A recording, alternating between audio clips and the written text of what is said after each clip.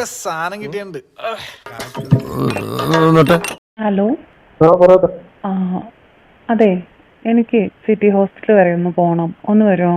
ഇത് ഉദ്ദേശം വേറെയാ. അയ്യോ, രാത്രി 12 മണി കഴിഞ്ഞല്ലോ.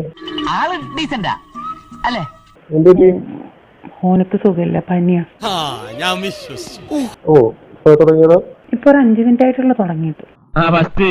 മനസ്സിലായി മനസ്സിലായി. ഈ രാത്രി 12 മണിക്കുള്ള പനി എന്താണെന്നുള്ളത് മനസ്സിലായി. മനസ്സിലായോ?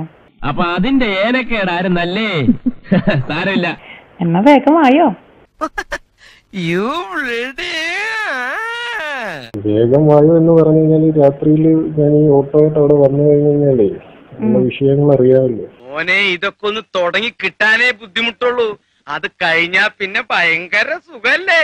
എന്ത് വിഷയം? ആരെയും പേടിക്കണ്ട.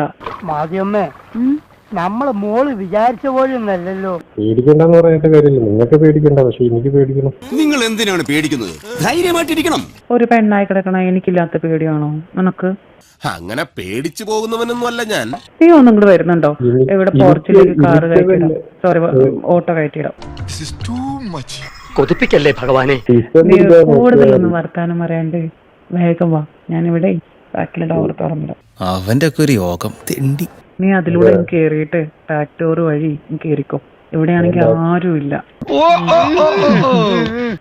എന്റെ കൂപ്പാട്ടം പറ്റാൻ വേണ്ടിട്ടല്ലേ? ഓ പിന്നെ എനിക്ക് എന്താണ്, ഒന്ന് പോയ അവിടെ നിന്ന് ഞാൻ വേറെ ആളെ നോക്കിക്കോളാം.